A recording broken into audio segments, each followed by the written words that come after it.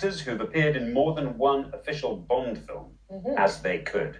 Yes, we are looking for the name of any man or woman who has an acting credit in more than one of the official James Bond films, from Dr. No up to and including the film No Time to Die, released in 2021, according to IMDb.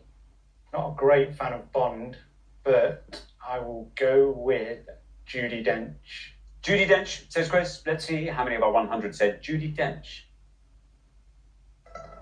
Judi Dench is absolutely right. And down that goes to 23. Not bad at all. Solid start. Yes, solid guess.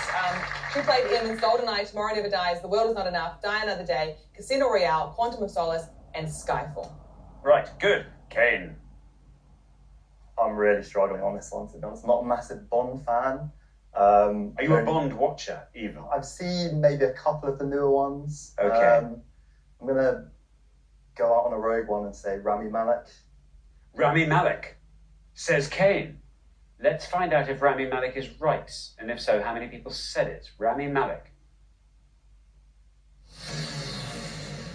Bad luck. I'm afraid that's an incorrect answer. Scores you 100 points. I only know some more recent Bonds. I'm going to go for Rory Kinnear. Rory Kinnear, says Helena. Let's see how many of our 100 said Rory Kinnear. Rory Kinnear is absolutely right. And it's a pointless answer. Very, very well done indeed, Helena. Fantastic play. My goodness, you're on fire today. Rory Kinnear was in the most recent four: Quantum of Solace, Skyfall, Spectre, and No Time to Die. So, because of Helena's great work, I think I'm going to play it safe and say Sean Connery. Okay. Let's see how many of our 100 people said Sean Connery. Here is your red line. 65, taking your total up to 65. Yes, Sean Connery was in 6 official Bond films and 1 unofficial Bond film, which I didn't even really know was a thing. Never Say Never Again, which was apparently wouldn't have counted. That was a remake of Thunderball from 1965. It wasn't an Eon film. It wasn't an Eon film, No, yeah. It stepped out of the broccoli That's so wild. umbrella. Is that allowed? Apparently it's allowed. We could make an unofficial James Bond film. We made one at lunchtime. What are you talking about? Of course, on my phone, yeah. Yeah. Brilliant. Thank you very much indeed. Now, Julia. I've never watched a James Bond film. Oh, well, this will be fun. great. Okay, yes. So you're going to make something up, or do you have any ideas? I literally have no idea, but I'm going to try to guess someone, maybe from the old ones. I'm trying to think of female actresses. Carrie Fisher? Carrie Fisher, says Julia. No red line for you as you're the high scorers. Let's see what happens. Carrie Fisher.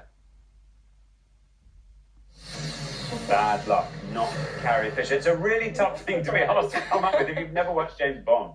I'm going to go for easy, Roger Moore. Roger Moore, says Bridget. Why not? Let's see how many of our 100 said Roger Moore. Roger Moore is right. Roger Moore going down to 50, taking your total up to 73. Yes, Roger Moore, he appeared in 7 official Bond films, more than Sean Connery did. His last one was A View to a Kill. So some of the lowest scoring answers here were Lois Maxwell, she was Moneypenny. Ben Whishaw, who was Q, would have been 3. John Cleese was Q again. There's a lot of Qs. Of course, Colin Salmon. Colin Salmon, yes, was Pointless. Very well done. Léa Seydoux, Bernard Lee, Charles Gray. These were all low scoring answers. And let's have a look at the pointless answers. Christoph Waltz, who played Blofeld in the more recent films, Clifton James, and Colin Salmon. There was your pointless answer there. Fantastic. We got some more. Maud Adams was in Man with the Golden Gun, and she was an Octopussy. Robbie Coltrane, who was in GoldenEye, wasn't he? Yeah. And Rory Kinnear, which was another pointless one. Very good. And let's see, the top 3 scoring actors here. Roger Moore would have scored you 50. Daniel Craig would have scored you 51, and Sean Connery would have scored you 65.